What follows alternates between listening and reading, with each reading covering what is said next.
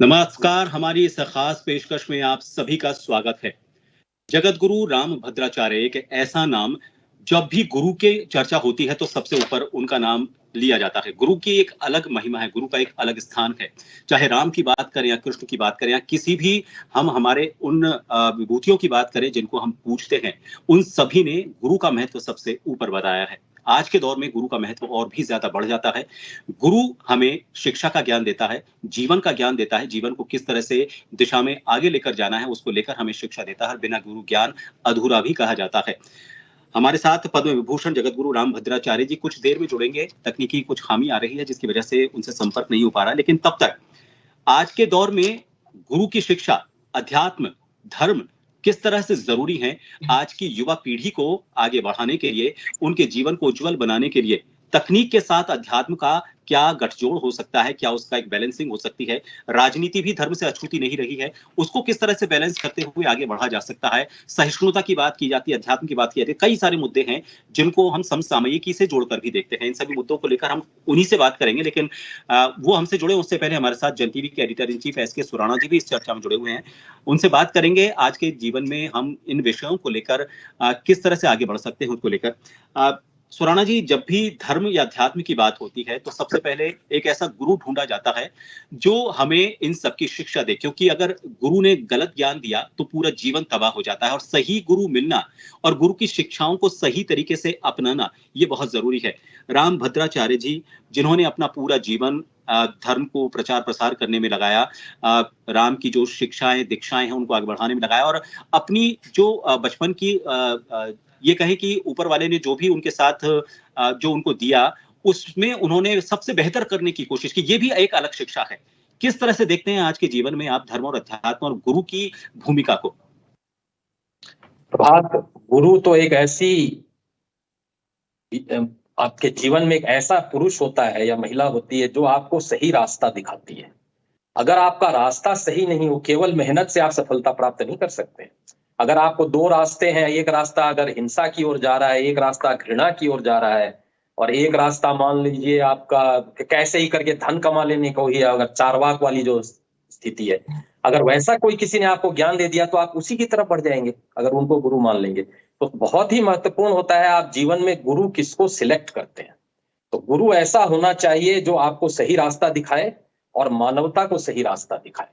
और आज जो धर्म की परिभाषा हो गई है जिसमें कि अपना जो हिंदू धर्म है, इवन हिंदू धर्म के अंदर करुणा, प्रेम, सहिष्णुता, इन सब का बहुत ही ज्यादा महत्व बताया गया है, अहिंसा। और आज के जो मैं समाज देख रहा हूं उसमें इसकी कहीं ना कहीं कमी आ रही है। और जो हिंदू धर्म की और जो परिवार की जो परिभाषा होती थी पहले कि बचपन से ही दादा दादी आपको एक धर्म की शिक्षा देते थे, आपका पहली गुरु आपकी माँ होती थी, आपका एक संयुक्त परिवार होता था और धार्मिक शिक्षाओं में जो होती थी कि तुम ऐसे करोगे तो तुम भाई ऐसे हो जाओगे, तुमको ऐसे वो बुरा हो जाएगा, ये सब जो चीजें थी वो धीरे धीरे कम होती जा रही है। जैसे ही न्यूक्लियर परिवार होते जा रहे हैं और माँ बाप दोनों काम करने चले जाते हैं, गुरु का तो पता ही नहीं, और बच्चा जो है आजकल इंटरनेट को गुरु मान के बैठा है, गूगल ही उनका गुरु बन गया है।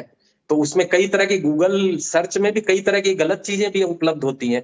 तो अभी आज का यूथ काफी कंफ्यूज्ड है। ऐसे में राम भद्राचार्य गुरुदेव जैसे महापुरुषों की बहुत ही आवश्यकता है जिनके प्रति आप अगर श्रद्धा रखें और जो हिंदू धर्म और किसी भी धर्म की मूल जो चीज होती है प्रेम, सद्भाव, उसको आगे बढ़ाने की शिक्षा बचपन से ही लोगों को मिले तो सहिष्णुता और सद्भाव के साथ समाज में एक बहुत ही खुशी का वातावरण होगा।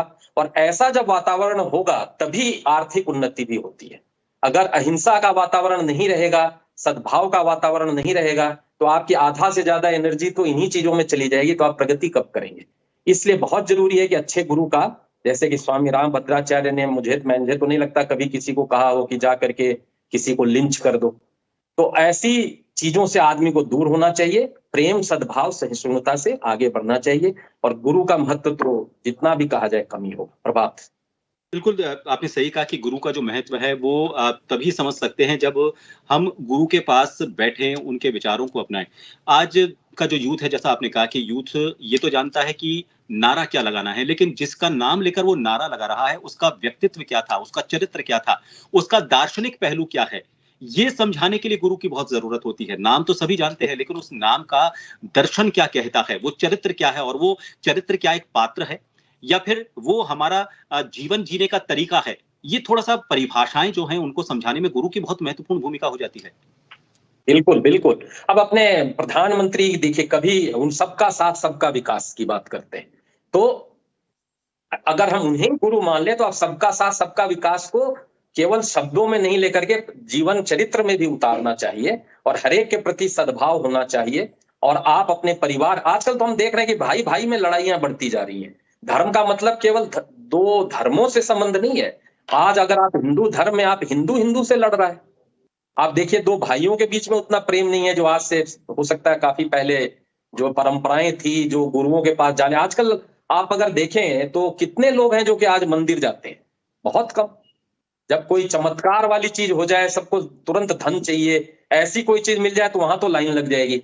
लेकिन नियमानुसार कितने लोग हैं जो कि ब्रह्म मुहूर्त में उठते हैं, आसन प्राणायाम करते हैं, जो हिंदू धर्म की सही परिभाषा है उसके अनुसार अपना जीवन चलाते हैं, योग योग अनुशासन का करते हैं और अपने जीवन में आहार शुद्धि रखते हैं। ऐसे कितने लोग हैं?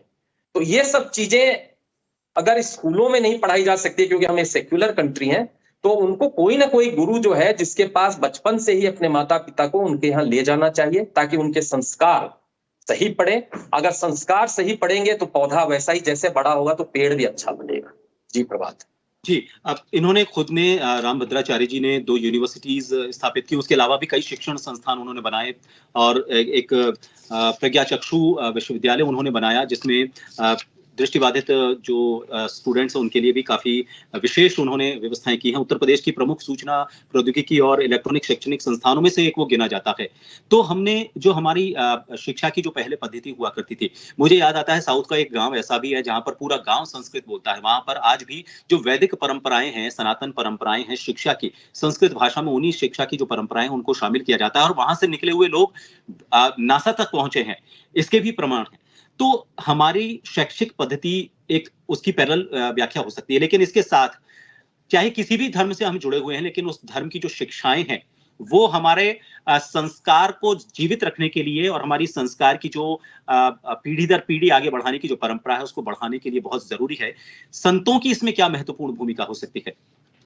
संतों की सबसे महत्वपूर्ण भूमिका होती है, क्योंकि जिसने धर्म की शिक्षा नहीं भी ली है वो परंपरा के रूप में अपने किसी न किसी गुरु को मानता है। अगर वो गुरु ही उसको गलत शिक्षा दे देंगे, गलत रास्ते की तरफ चले जाएंगे, तो उसका तो उस तरफ जाना 100% श्योर है। इसलिए गुरु और जो परंपरागत रूप से जिनके गुरु रहे हैं उनका बहुत ज्यादा दायित्व तो बढ़ जाता है कि वो ऐसी शिक्षा दें जिससे उनके शिष्य का भला हो, साथ ही समाज का और परिवार का दोनों का भला हो। जब इन तीनों का भला होगा तो अपने आप देश का भी भला होगा, आर्थिक उन्नति भी होगी, सुख शांति भी रहेगी। इसलिए गुरु का, अगर किसी को लगे कि मेरे गुरु में कोई खामी है तो उनको अपना गुरु बदलने में भी हिचक नहीं करनी चाहिए। और मैं चाहूंगा कि ज्यादा से ज्यादा जो हमारे धार्मिक संत हैं वो प्रैक्टिकल ज्ञान भी बच्चों को और अपने शिष्यों को दें ताकि वो अपने जीवन में वो चीजें ला सके। जैसे इस मामले में मैं काफी कुछ भद्राचार्य जैसे हो गए, स्वामी रामदेव हो गए, जिन्होंने एटलीस्ट योगा को घर घर तक पहुंचाया। ऐसी प्रैक्टिकल चीजें अगर घरों में पहुंचेंगी, आयुर्वेद को पहुंचाया, ऐसी चीजें जैसे जैसे पहुंचेंगी उनका महत्व जैसे जैसे पहुंचेगा और वैसे ही परिवार होगा और वैसा ही समाज होगा। जी। रामभद्राचार्य जी का मुझे एक प्रवचन याद आता है जिसमें उन्होंने एक बात भी कही थी, तर्क, वितर्क और कुतर्क। तर्क और वितर्क किया जा सकता है क्योंकि वो लॉजिकल होता है, किसी आधार पर होता है, उसको साबित करने के लिए आपके पास कुछ तथ्य होते हैं। लेकिन जब ये सारी दिशाएं कुतर्क की तरफ चली जाती हैं तो मुझे लगता है कि आज का जो वातावरण पैदा हो रहा है वो कुतर्क की वजह से हो रहा है। बिल्कुल बिल्कुल। कुतर्क का तो मैं आपको एक उदाहरण बताऊं, अगर किसी को मर्डर करना हो तो वो तो क्या कुतर्क ले लेगा कि देखो साहब महाभारत में भी उसने जाके उसका गला काट दिया था, उसकी हत्या कर दी थी, तो इसलिए मैं भी कर रहा हूं। ऐसे कुतर्क का तो कोई एंड नहीं है।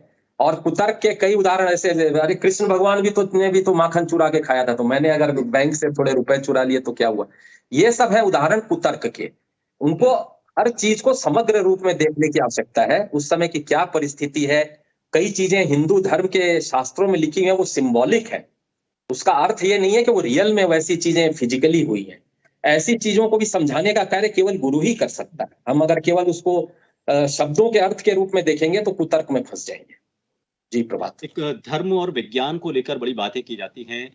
ये कहा जाता है कि भारत सोने की चिड़िया थी, लेकिन सोने की चिड़िया से तात्पर्य ये नहीं कहा जाता, मतलब इसकी जो व्याख्या की जाती है अपने अपने तरीके से की जाती है। लोग कहते हैं बहुत अमीर था, लेकिन हमारे यहाँ पर जो संपदा थी वो सोने की चिड़िया कहने में संपदा का मतलब था हमारा विज्ञान, धर्म, जो हमारे पुराण थे, वेद थे, जो हमारा अब तक का चाहे हम भौतिक विज्ञान को लेकर बात करें या फिर अंतरिक्ष विज्ञान को लेकर बात करें, ये सब चीजें हमारे पास बहुत समृद्ध थी और इसी वजह से सोने की चिड़िया कहते हैं। धर्म और विज्ञान को साथ लेकर चलना बहुत जरूरी है। संत ये बताते हैं कि हमें पता है कि मंदिर में घंटी बजानी चाहिए, लेकिन बजानी क्यों चाहिए और किस स्थिति में बजानी चाहिए, उसका विज्ञान क्या है। संतों की बड़ी महत्वपूर्ण भूमिका हो जाती है। आपको नहीं लगता कि विज्ञान से लोगों को तार्किक तौर पर जोड़ना, अध्यात्म के साथ, धर्म के साथ, जैसे घंटी अगर बजानी है तो उसके नीचे खड़े होकर आप बजाएं, ताकि जो उसका गोल वाला हिस्सा है उसके आप बिल्कुल नीचे रहें, वो केंद्रित होकर आपको ध्यान को केंद्रित करेगा और आपको एक उस अवस्था में लेकर जाएगा जब आप ध्यान मुद्रा में चले जाएंगे। लोगों को ये नहीं पता, दूर से खड़े होकर बजाते हैं। इस तरह की चीजों को, उसका धर्म का जो वैज्ञानिक पहलू है उसको समझाने के लिए भी मुझे लगता है कि संतों की काफी महत्वपूर्ण भूमिका हो जाती है, ताकि लोग ये जो कुतर्क की हम बात कर रहे थे इसका कुतर्क नहीं करेंगे, उनके पास एक आधार रहेगा, धर्म को और विज्ञान को अलग नहीं समझेंगे। बिल्कुल सही कहा आपने। देखिए आज का युग जो है गूगल का युग है और विज्ञान का युग है, और यूथ जो है इन सब चीजों को पढ़ता है, साइंस को पढ़ता है, और उसके पास जो सूचनाओं को आने के बहुत से तरीके हैं। केवल एक पुस्तक और गांव के कोई गुरुजी ही नहीं है, वो पूरे विश्व का ज्ञान को अपने पास इंटरनेट के माध्यम से लेता है। तो ऐसे में जो भी गुरु अपनी सारी जो धार्मिक परंपराएं हैं उसका वैज्ञानिक आधार अगर बताता है तो शिष्य को उसको जो तुरंत समझ में चीज आती है और वो उसके दिमाग में बैठ जाती है और वो उस पर अमल भी करता है। तो जो गुरु इस तरह की चीजें करते हैं, और अपने हिंदू धर्म की तो ज्यादातर चीजें आप देखेंगे वैज्ञानिक आधार के साथ मिलेंगी आपको, अगर उसका आप रिसर्च करेंगे, और इंटरनेट पे भी वो ज्ञान उपलब्ध है। लेकिन एक गुरु से आप जब ज्ञान वो लेंगे तो आपको सहज और सहज मिलेगा, उसकी सही संदर्भ में वो व्याख्या करके आपको बताएंगे और आप उसको आउट ऑफ कंटेक्स्ट नहीं लेंगे। तो गुरुओं का भी कर्तव्य बनता है कि केवल ढकोसले और रिचुअल्स के अलावा वो उसको विज्ञान से भी जोड़ने में अपना ध्यान देंगे, तो आज का यूथ उसको ज्यादा लाइक करेगा।